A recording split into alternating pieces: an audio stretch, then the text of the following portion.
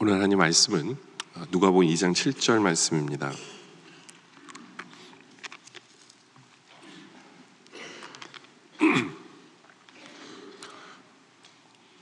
제가 봉독하도록 하겠습니다. 누가복음 2장 7절.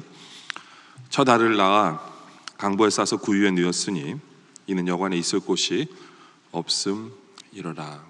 아멘.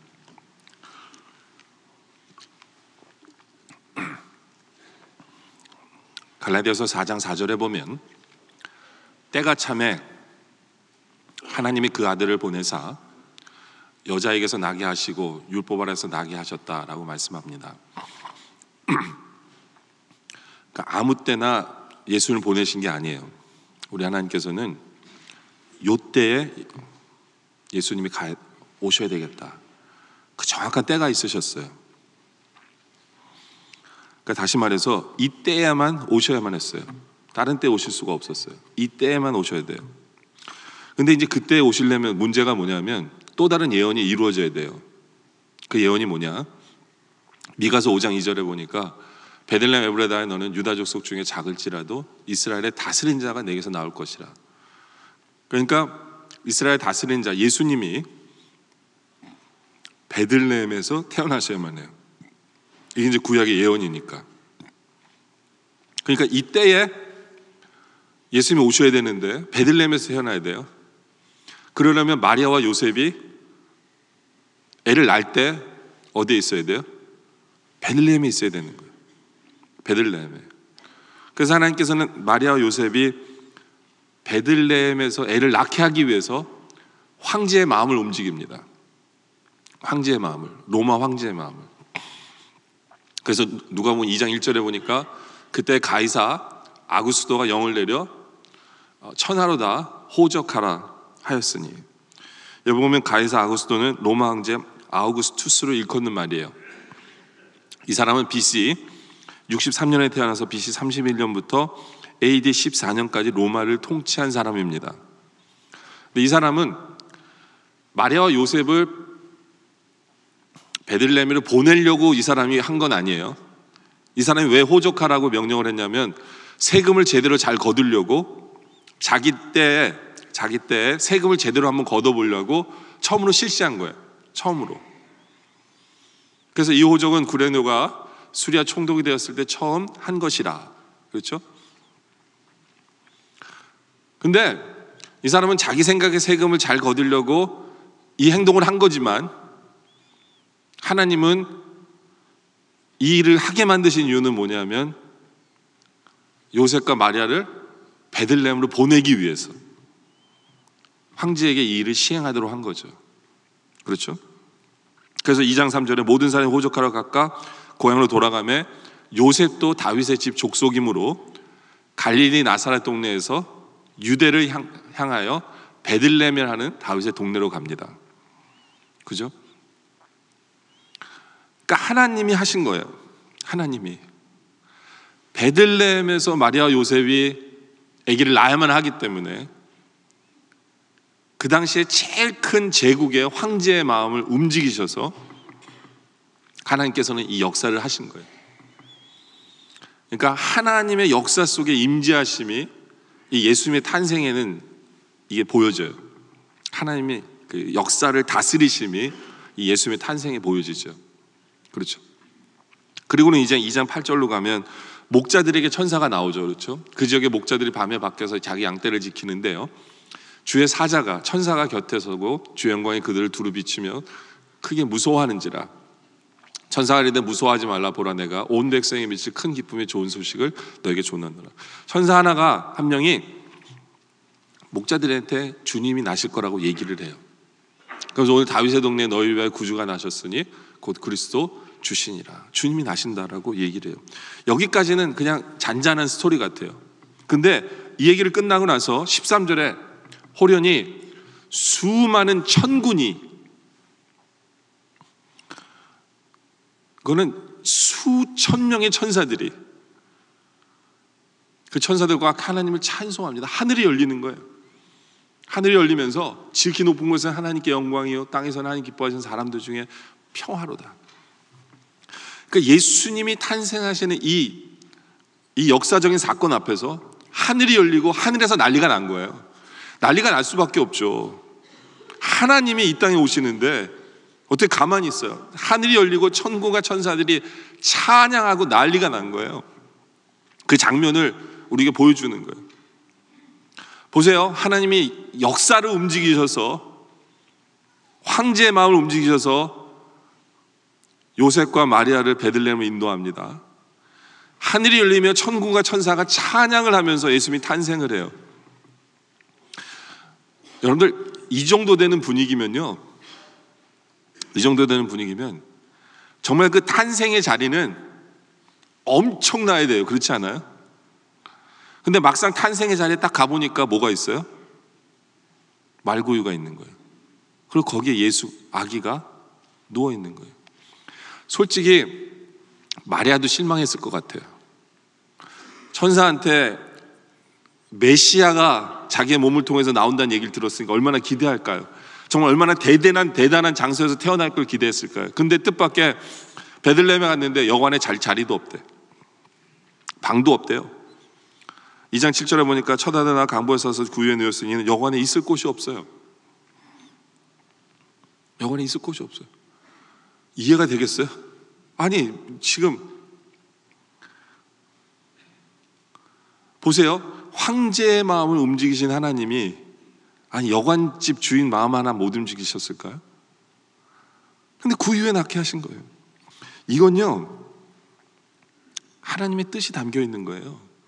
구유에 넣게 한 거는 하나님의 뜻이 담긴 거예요.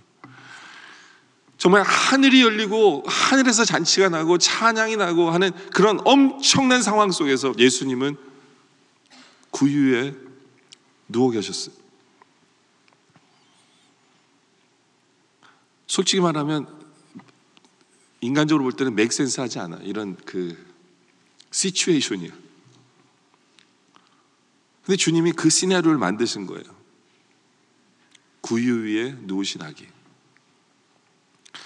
이것은 하나님이 우리에게 깨달으라고 하나님의 뜻이 담겨 있는 거예요. 그렇죠? 그래서 그 뜻이 뭔가를 우리가 한번 생각해 보려고 합니다. 설교 제목이 왜 구유에 누우셨느냐? 왜 구유에 누우셨나요? 첫째는 낮아짐의 삶을 살라는 거예요.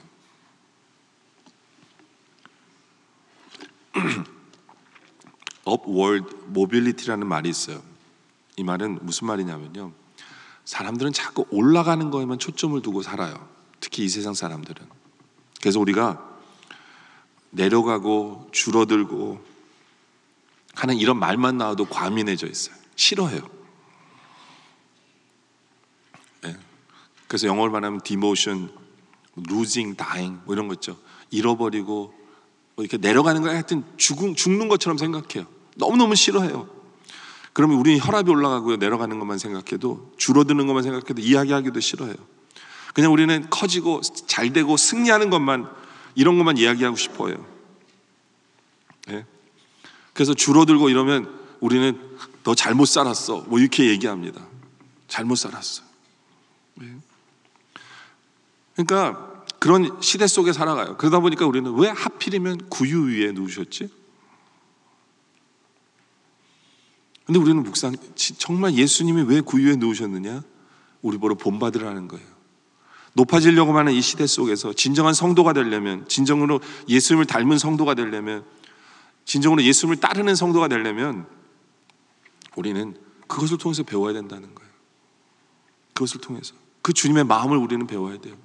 우리에게 주시는 말씀을 들어야 돼요. 낮아지라는 거예요. 낮아져라. 우리 주님의 그 낮아지심은 말구유는 시작일 뿐이에요. 우리 주님은 계속 낮아지셨어요.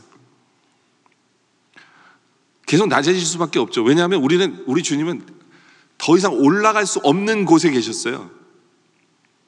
모든 영광을 받으시는 그 높은 곳에서 더 이상 올라갈 데가 없으세요. 만왕의 왕이시오, 창조주이시오, 모든 천사들이 경배하는 그 위치에 계셨어요. 더 이상 높이 올라갈 자리가 계셨던 분이 바로 우리 주님이세요. 바로 그 주님이 결정을 하신 거예요. 어떻게 하기로요? 낮아지시기로. 그래서 빌립보서 2장 6절에 보면 자세하게 설명하죠. 그는 근본 하나님의 본체신 하나님과 본체신 그분이 하나님이세요. 그런데 동등됨을 취할 것으로 여기지 아니하시고, 여기서 취할 것으로 여기지 않는다는 건 뭐냐면 레리꼬 하신 거예요. 움켜쥘 수도 있는데 레리꼬 하신 거예요. 여러분들, 우리들은요 가만히 보면 내가 움켜쥘 수 있으면 움켜줘야 된다고 생각하는 게 우리의 생각이에요. 그렇죠? 돈을 움켜쥘 수 있으면 움켜줘야 되고, 권력을 움켜쥘 수 있으면 움켜줘야 되고, 좋은 거, 높은 거, 남들이 귀중하게 여기는 거 내 손에 있으면 뺏기는 게 바보라고 생각해요. 내가 사랑하는 거, 내가 좋아하는 거 내가 잡아야지. 예? 우린 이거 놓지 않으려고 싸웁니다. 예? 그리고 누가 내 거라도 조금 더 가져가려고 그러면 우리 소리칩니다. 내 거라고, 손대지 말라고. 우린 그게 당연한 것처럼 얘기해요. 근데 우리 주님은 그 모든 것, 우리가 상상할 수 없는 좋은 것들이에요. 그거를 내리고 하신 거예요. 내려놓으신 거예요. 우리는 그걸 경험 못 해봐서 그런데, 우리 집은 이 세라빔과 체라빔 사이에서 앉아 계실 때 모든 천사들이 거룩거룩 하시면서 주님을 높이고 찬양하는 어떤 우리가 상상할 수 없는 그 좋은 걸 다 누리신 분이에요. 근데 그 주님이 내려놓으신 거예요. 네. 그것을 내려놓으신 거예요. 그리고는 어떻게 되십니까? 2장 7절 뒷부분에 보니까 사람들과 같이 되셨다라는 거예요. 사람들과, 창조주가 창조물이 된 거예요. 창조주가 창조물이 된 거예요. 이제 주님은 문을 열고 들어가셔야 돼. 옛날엔 그냥 들락날락 하셨는데 이제 문을 열고 들어가셔야 돼. 이제 밥을 안 먹으면 배가 고파요. 잠을 안 자면 피곤하세요. 예? 이제 뭘 먹으면 화장실도 갔다 와야 돼요.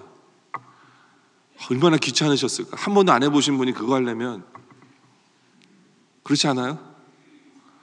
예? 이제 어디 가려면 짐승도 타야 돼요.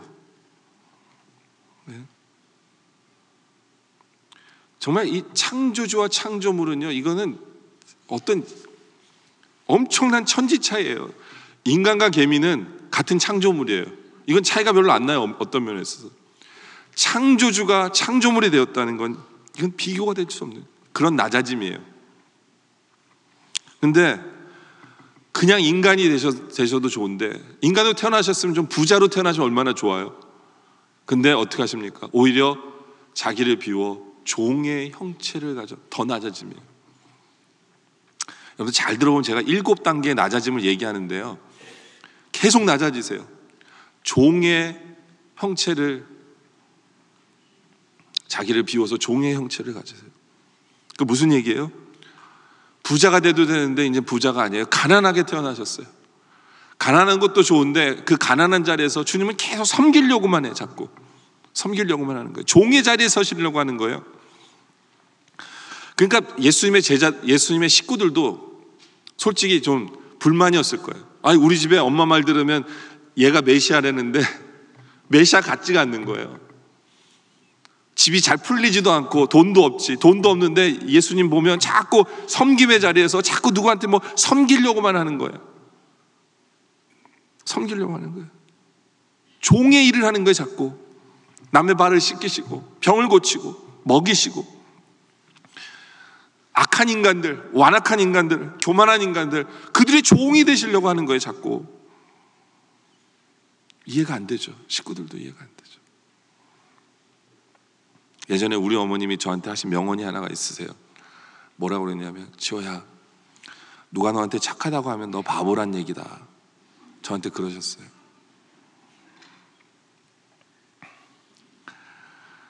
모르겠어요. 진리인지 아닌지는 모르겠지만, 근데 그게 세상이에요. 그게 세상이에요. 왜냐하면 제가 하도 겉으로 볼 때는 착한 척하니까 우리 어머니 보시기에는 속이 뒤집힌 거예요. 왜냐하면 저는 항상 제 거 있으면 남 주는 거 좋아했거든요. 근데 선한 뜻으로 준 게 아니라, 예? 다 의도가 있어서 준 건데 우리 어머니 보실 때는 착해서 그냥 주는 것처럼 이제. 그 속이 뒤집히시니까 이제 그런 얘기 하셨는데, 근데 이걸로 끝난 게 아니죠. 종의 자리에 서시는 걸로 끝난 게 아니에요. 우리 주님 더 낮으세요. 더 낮아지세요. 그게 뭐냐? 우리 주님은 죽으실 필요가 없으세요. 근데 사람으로 모양을 나타나서 자기를 낮추시고 죽기까지 복종하십니다. 우리 주님은요, 생명을 만드신 분이에요. 생명의 창조자예요. 예? 근데 그분이 죽으실 필요가 없는데 죽으시는 거예요. 죽으시는 거예요. 근데 죽으시는 낮아짐으로 끝나는 게 아니라 이제 죽음을 택하시는 것조차도 이제 십자가형이에요. 인간이 죽을 수 있는 가장 낮은 위치의 죽음 자리를 주님 선택하신 거예요. 뭐 수면제 먹고 안락사 하신 것도 아니고 높은 빌딩에서 한 번에 떨어져서 그냥 한 번의 아픔을 느낀 것도 아니에요. 인간이 죽는 그것을 다 처음부터 끝까지 죽음의 순간을 다 느낄 수밖에 없는, 그 고통을 다 느낄 수밖에 없는 그 십자가를 택하신 거예요. 제가 스티그마라는 그 영화를 좀 본 적이 있었는데, 그건 뭐 예수님 십자가 박히는 게 아니라 어떤 사람이 이제 십자가에 박히는 장면을 묘사하는데요. 이게 너무나 잔인해가지고요. 십자가형이라는 게 너무나 잔인해서 팝콘 먹다가 그만 못 먹겠더라고요. 완전히 이 팔뚝에 못이 박힌 때 피가 튀는 그 모습이요. 그러면서 피가 나오는 그 모습이 완전히 그냥 몸에서 피가 드레인하는 그런 모습을 보이는데, 여러분 한번 생각해 보세요. 더 이상 올라가실 자리가 없는 그곳에서 주님께서는 계속 낮아짐만을 택하신 거예요. 그러면서 우리에게 배우라는 거예요. 여러분들, 나무로 만든 그 위에 놓이신 우리 예수님은요, 바로 나무로 만든 십자가에 달리시는 예수님을 상징하는 거예요. 상징하는 거예요. 그 주님께서 그렇게 낮아지시면서 우리에게도 말씀하시는 게 뭐냐면, 함께 낮아지자는 거예요. 예수님처럼 된다는 건 올라가려고 하는 게 아니에요. 우리는 올라가는 것만이 최고라고 생각해요. 어떤 면에서 우리는 그 올라가는 것이라는 마약에 취해 있는 삶을 사는 것 같아요. 나는 올라가야 된다라고 발버름 치는 사람들이 너무나 많아요. 이렇게 대화를 나누면 솔직히 그런 대화예요. 우리들 모두의 대화가 뭐냐면 나 잘났다는 대화예요. 나 올라간다는 대화예요. 나는 올라가야 된다는 대화예요. 우리는 그런 말밖에 할 줄 몰라요. 그런 생각 속에 살아가는 우리들에게 그 위에 놓인 예수님을 우리에게 보이시면서 함께 내려가지 않겠니? 라고 우리 주님께서 우리에게 말씀하시는 거예요. 우리는 올라간만이 하나님께 영광 돌린다고 착각해요. 예? 내가 다른 사람을 밟으면서 올라가면서도 나는 하나님께 영광 돌리는 자리에 섰다라고 얘기해요. 예? 내가 불법이나 죄를 저지르면서 내가 올라가 놓고 이것이 하나님께 영광 돌리는 모습이라고 생각해요. 내가 돈이 많이 버는 것이 하나님께 영광 돌리는 거 생각해서 하나님 나에게 돈 주세요. 우리는 자신 있게 얘기합니다.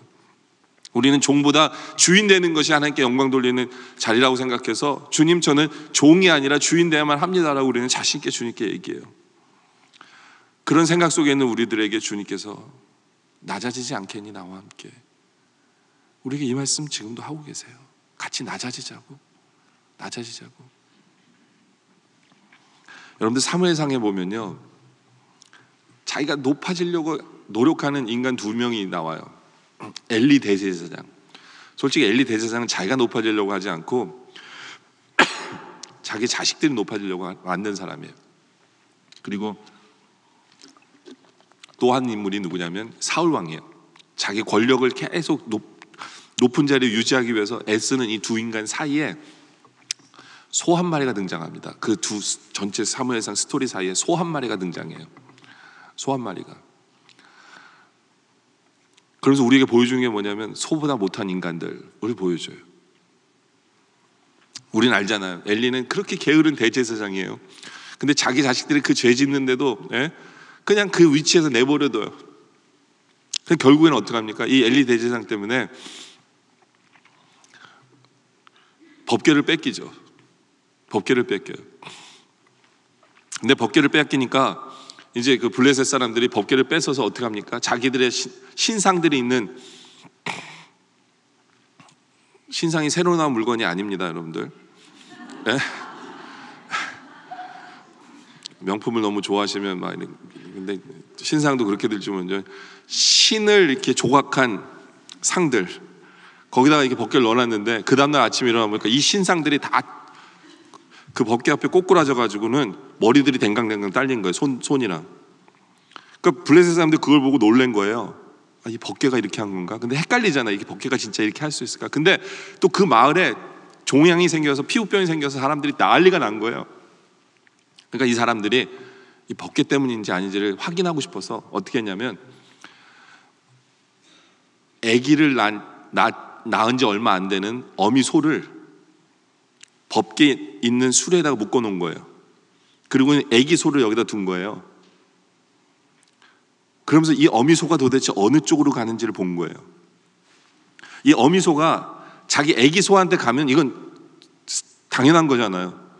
그럼 이 법궤 때문이 아니라고 생각하는 거예요. 근데 만약에 이게 이스라엘 쪽으로 향해서 가잖아요. 어미소가. 이건 법궤에 무슨 능력이 있다고 생각하는 거예요. 그래서 이 어미소에게 이걸 매달아서 이렇게 본 거예요. 근데 이 어미소가 어떻게 하는 줄 아세요? 6장 12절에 보니까 암소가 벳세메스 길로 바로 행하여 대로로 가며, 그러니까 여기서 벳세메스 길이 뭐냐면 이스라엘 길로 간 거예요. 이스라엘 쪽으로 길을 택한 거예요. 근데 가면서 어떻게 하는 줄 아세요? 울면서 가요. 왜냐하면 자기 자식 보고 싶어서. 근데 안 갈 수가 없는 거예요. 그것이 사명의 길이기 때문에, 순종의 길이기 때문에 안 갈 수가, 울면서, 그러면서 좌로로 치우치지도 않으면서 그러면서 가는 거예요. 이 소가. 그리고 법궤를 갖다 줘요, 이스라엘한테. 여러분들, 법궤를 갖다 주면 이스라엘 백성들이 이 소를 막 좀 잘 먹이고 잘해줘야 되는 거 아니에요? 근데 이 소가 도착해서 어떻게 된 줄 아세요?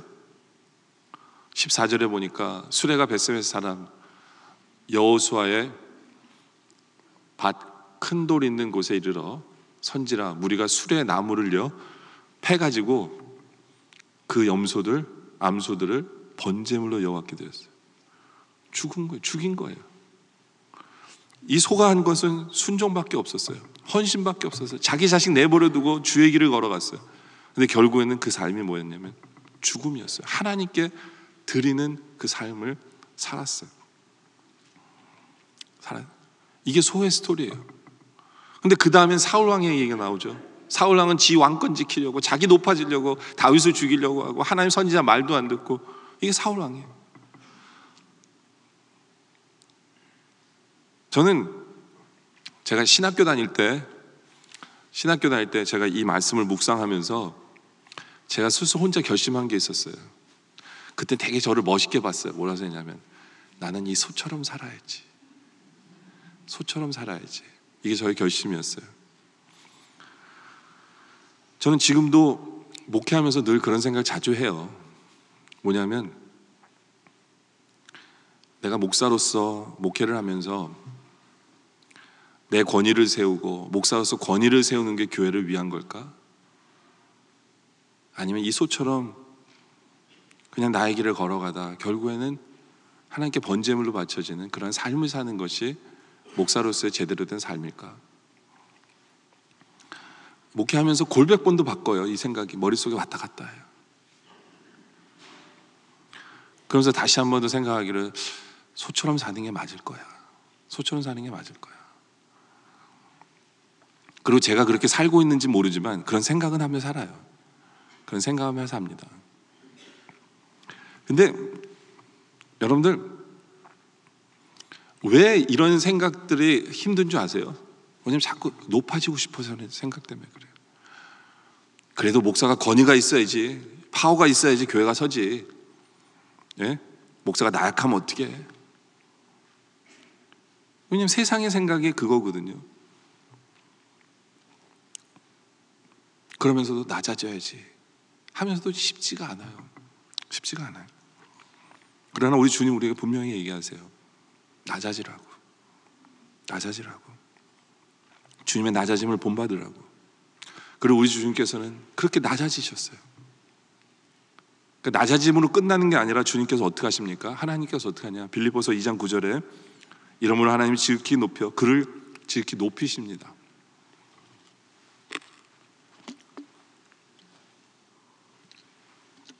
하나님의 끝은 낮아짐으로 끝내시는 게 아니라 높이시는 거예요. 그래서 모든 이름 위에 뛰어난 이름을 주사 하늘에 있는 자들과 땅에 있는 자들과 땅 아래 있는 자들로 모든 무릎을 예수의 이름에 꿇게 하고 모든 입으로 예수 그리스도 주라 하시나요? 하나님 아버지께 영광을 돌리게 하셨느니라. 이게 낮아짐을 택한 성도의 복된 모습이에요. 우리도 이 영광에 동참하게 되는 거죠. 그 때문에 간절히 바라기는 구유에 놓으신 예수를 보면서 여러분들과 제가 낮은 자리에서 만나기를 원합니다. 낮은 자리에서 만나기를 원해요. 두 번째는 구유에 놓으신 예수를 보면서 우리는 깨달아야 되는 게 뭐냐면 환경에 영향을 받지 않는 사람이 돼야 된다라는 거죠.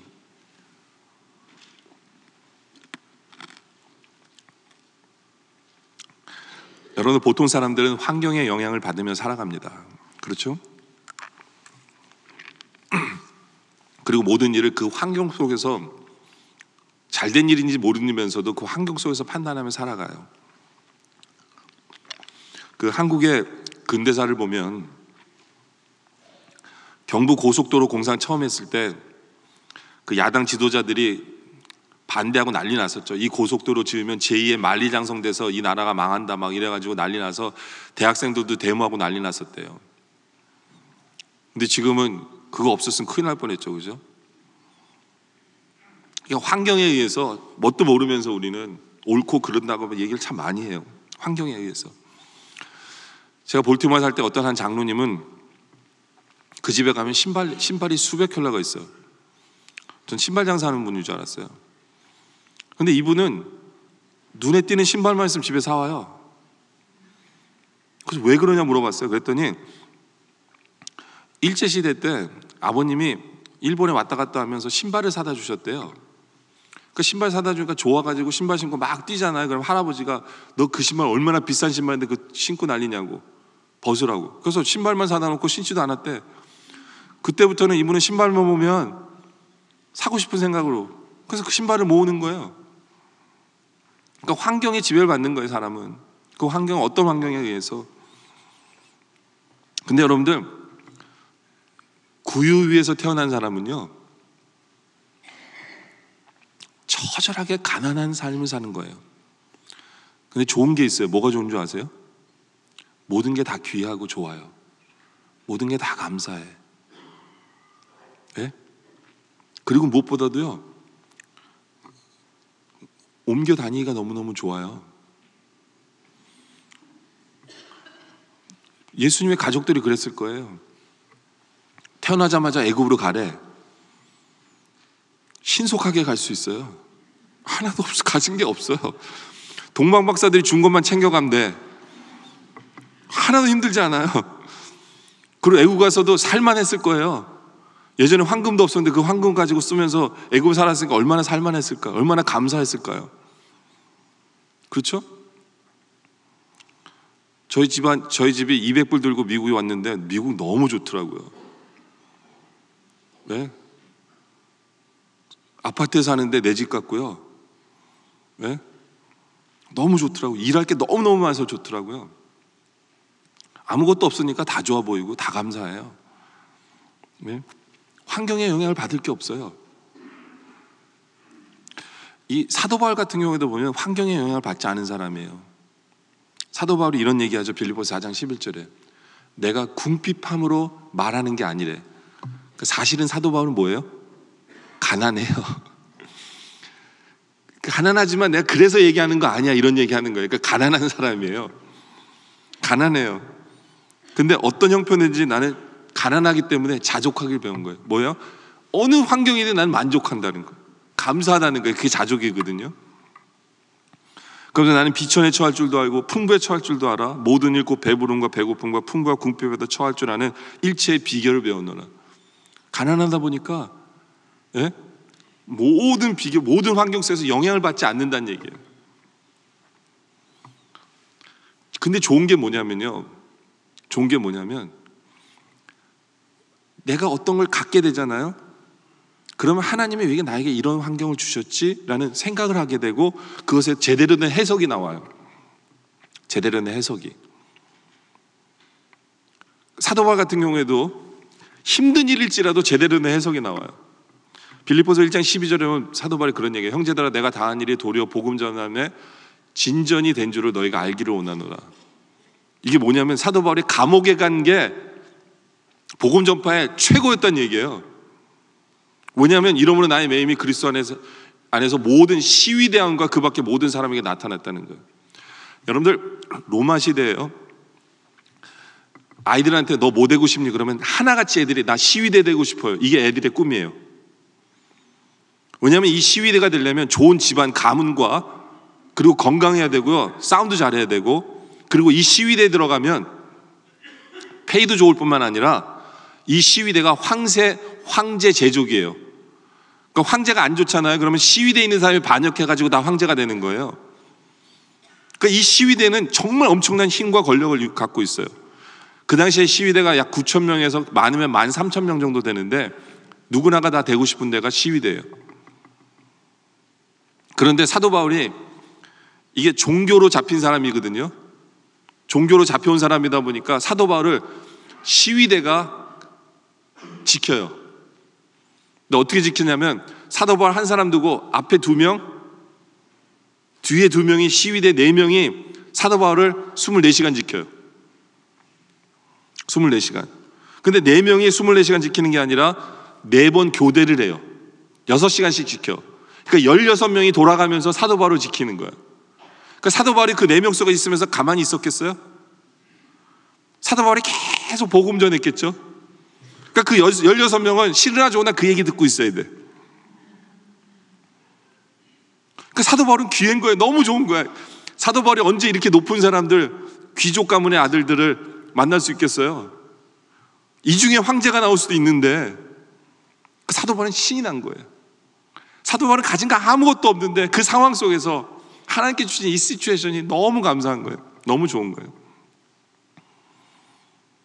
사도 바울은 그렇게 보는 거예요. 모든 환경 속에서 내 환경을 역전시키신 하나님을 보는 거죠. 그렇죠?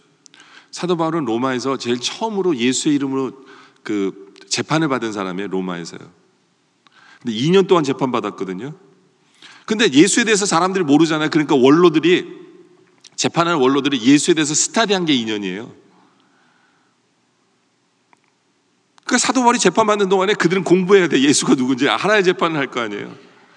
그러면서 로마가 복음화가 되는 거예요. 그러니까 하나님께서 이 아무것도 없는 곳에서 가난한 데서 하나님께서 역사하시는 그 역전을 보게 되는 거죠. 가난하니까. 이것이 우리 하나님이 하시는 일이에요. 여러분들, 우리의 환경이 너무너무 나쁘다고 생각하세요? 이 환경 속에서 뭐가 이루어지겠어? 아니에요. 다시 한 번 더 보세요. 우리가 환경이 안 좋기 때문에, 우리 환경이 가난하기 때문에, 힘들기 때문에 거기에 역전이 있는 거예요. 거기에 하나님께서 역사하실 자리가 있는 거예요. 우리 자리가 아무리 환경이 안 좋더라도 사도 바울의 쇠사슬만큼 안 좋겠어요? 그렇죠? 예수 그리스도의 십자가만큼 안 좋겠어요? 그 환경이? 근데 그 모든 환경에는 역전이 있었고 그 모든 환경에는 하나님의 역사가 있었잖아요.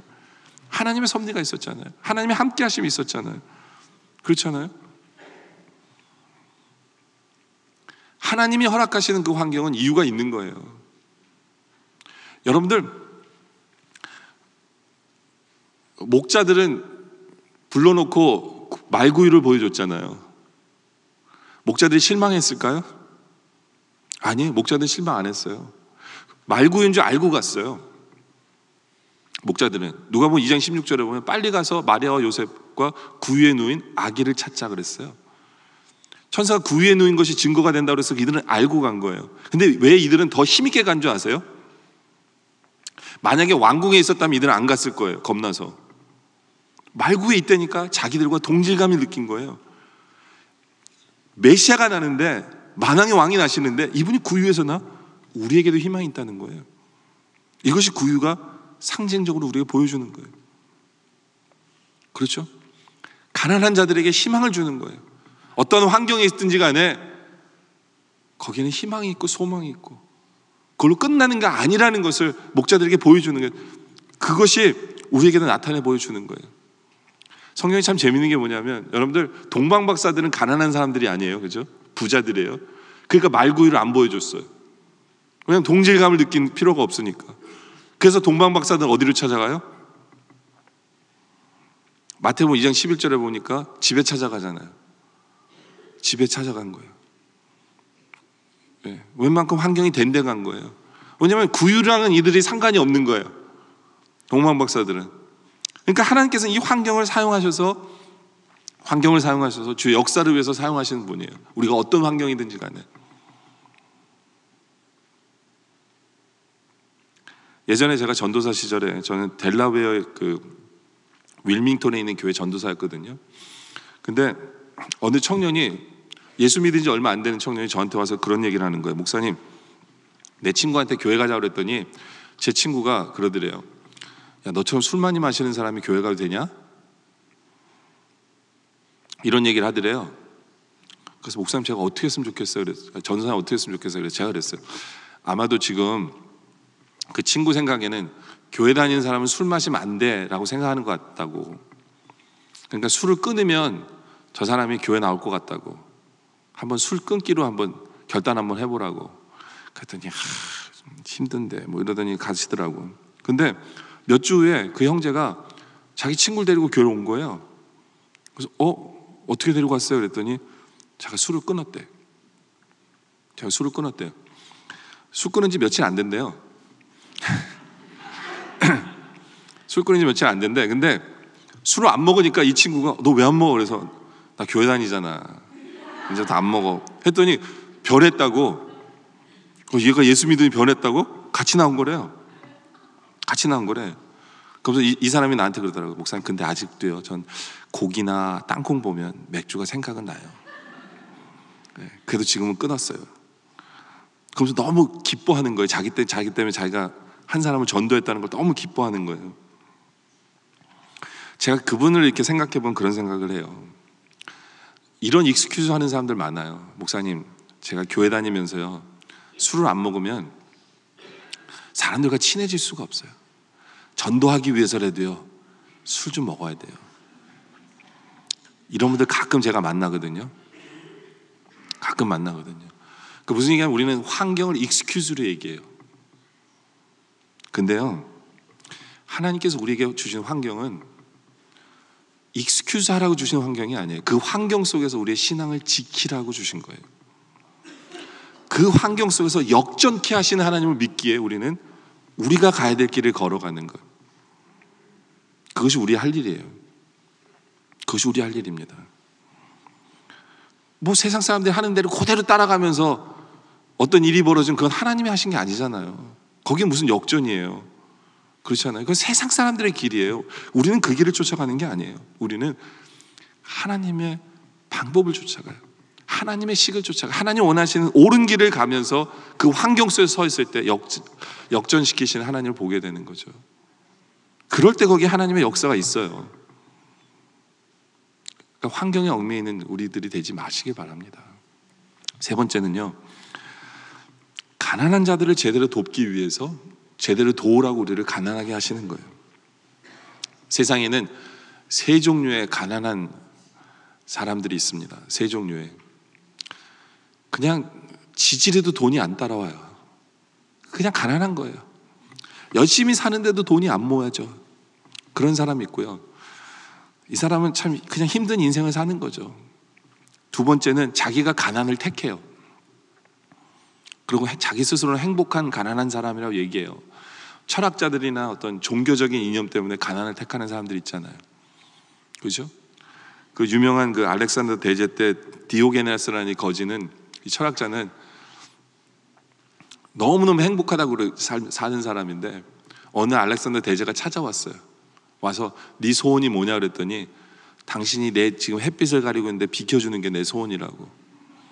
그래갖고 이제 그 알렉산더 대제가 떠나면서 무슨 얘기를 하냐면 내가 황제가 아니었으면 내가 네 자리에 있고 싶다 이렇게 얘기했어요. 그 사람이 행복해하는 걸 보면서. 그러니까 자기가 가난을 택한 거죠. 근데 가난을 택했다 그래서 이게요 진짜 지가 좋은 거냐? 그렇진 않은 것 같아요. 우리 한국에 보면은 스님이 자기 스스로가 가난을 택한 스님이 한 분이 계세요. 원래는 이분이 그 와이프도 있고 딸도 있었어요. 근데 결혼한 후에 갑자기 이 사람이 획 돌아가지고 스님이 되기로 합니다. 출가. 그래서 와이프가 막 울면서 매달렸는데 버리고 이제 스님이 된 거예요. 그리고 이분이 스님이 돼서 이제 가난한 삶을 택한 거죠. 가난을 택한 거예요. 그래서 득도를 열심히 하고 면박하기를 몇 년을 하고 고행과 자기를 쳐서 학대하기를 하면서 도를 막 깨우치면서 굉장히 유명한 스님이 됐어요. 이분이 누구냐면 성철 스님이라는 분인데요. 근데 이분이 1987년에 굉장히 높은 자리까지 올랐어요. 스님으로서. 그래서 부처님 오신 날 이분이 우리말로 하면 설교를 하신 거예요. 법어를 하셨는데 무슨 얘기를 하셨냐면 이분이 이렇게 얘기했어요. 사탄이 어서 오십시오. 나는 당신을 존경합니다. 예배합니다. 당신이 본래 부처님이시군요. 이분이 한 설교예요. 굉장히 논란이 됐어요.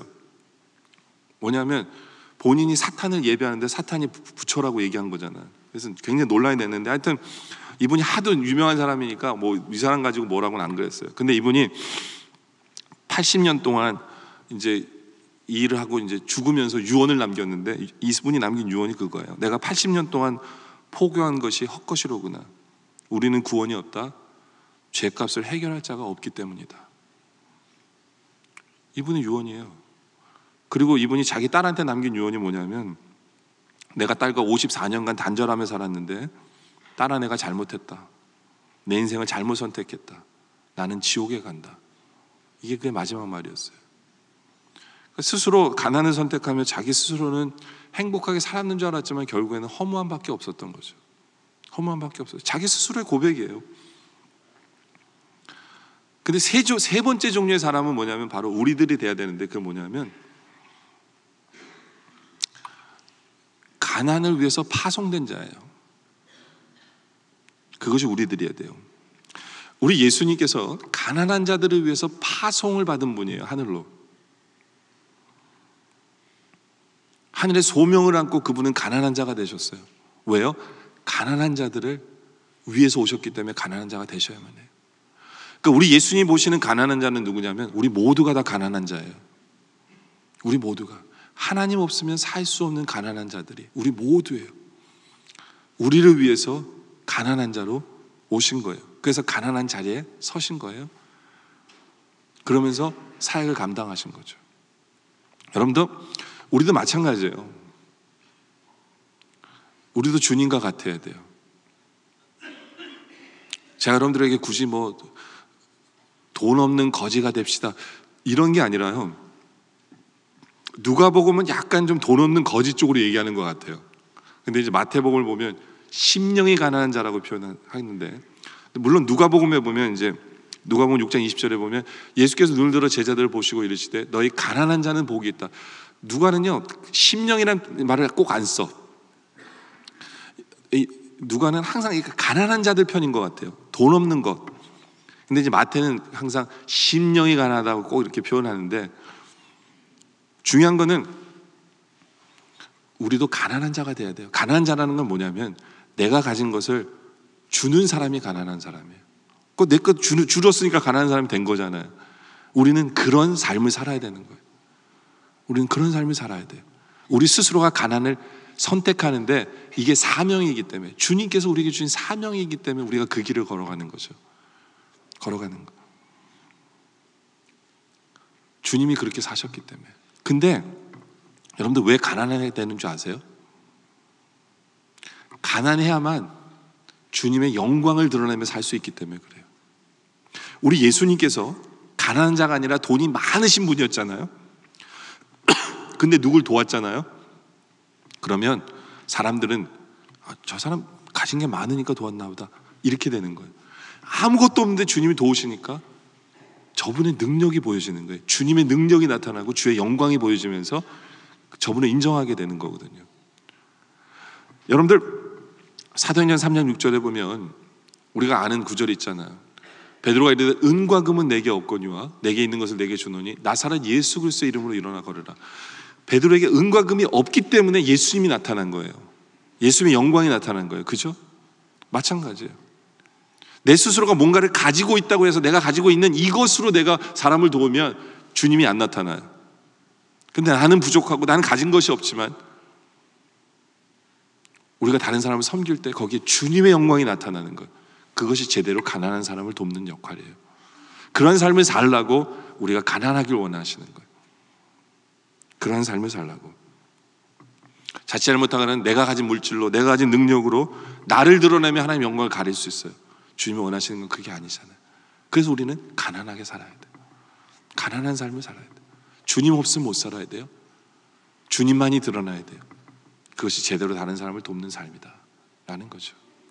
이제 말씀에 결론을 드립니다. 죄송합니다. 오늘 그 임명식이 있는 걸 깜빡 잊어버리고 제가 설교를 풀리 준비했거든요.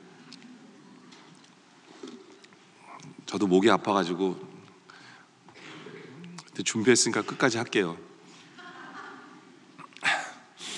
결론입니다. 이제 드디어 어떤 목사님이 얘기하는데 재밌게 듣는 얘기가 있어요. 이분이 집회하러 가셨는데 호텔에 들어갔대요. 근데 잡아준 호텔에 숙소에 들어갔는데 이분도 목이 좀 안 좋으셨는지 꿀을 가지고 갔대요. 근데 그 꿀을 이제 세면대에다 놓고 잠을 자고 아침에 일어났는데 개미들이 이렇게 꿀 주위로 이렇게 막 몰려 있는 거예요. 그래서 이 내 꿀을 이 개미들이 먹내 가지고 개미들을 떼가지고 죽이려다가 오늘 내가 집회도 하는데 죽이면 안 되겠지 하고 이 개미를 이제 잔디밭에 풀어주려고 꿀병을 들고 엘리베이터를 타고 내려가지고 잔디밭에서 개미를 이렇게 뜯어가지고 풀어주려고 하는데 갑자기 무슨 생각이 드냐면 이 개미들이 길을 잃어버리면 어떡하지? 이런 생각이 드는 거예요. 왜냐하면 집이 저기 지금 호텔 저 방에 있는데 지금 엘리베이터 타고 내가 왔는데 못 찾아가면 어떡하지? 또 이런 생각이 드는 거예요. 참 이분도 참 불교적인 생각을 갖고 있는 그런 것 같은데 죽이면 좀 어때요? 근데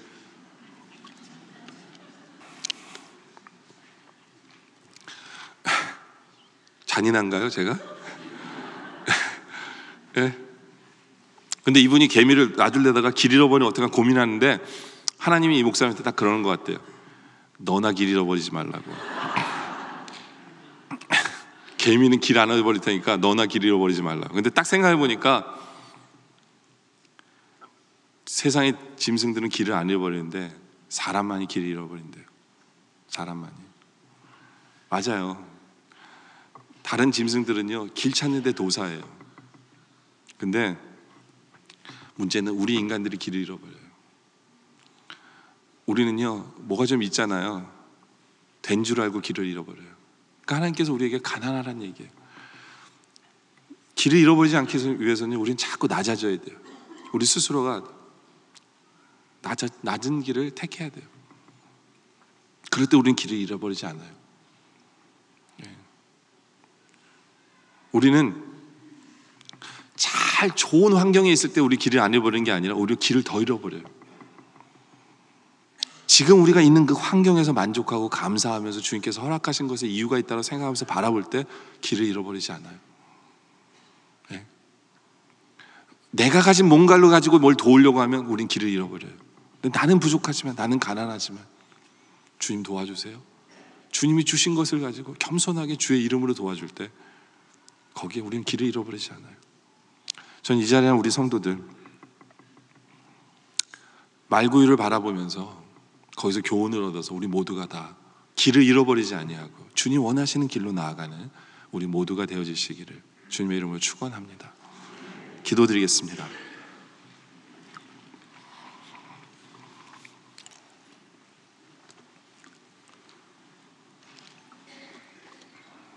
아버지 하나님, 감사합니다. 말구유를 우리에게 보여주시면서 좀 이제는 낮아지는 삶을 살라고 우리에게 말씀해 주시는 음성에 귀 기울이게 하셔 주시옵소서.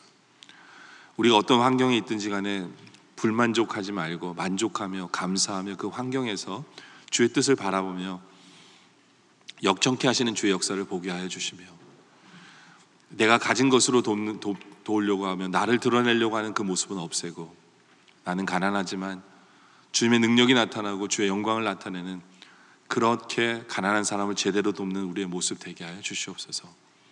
예수님 닮게 하여 주시옵소서.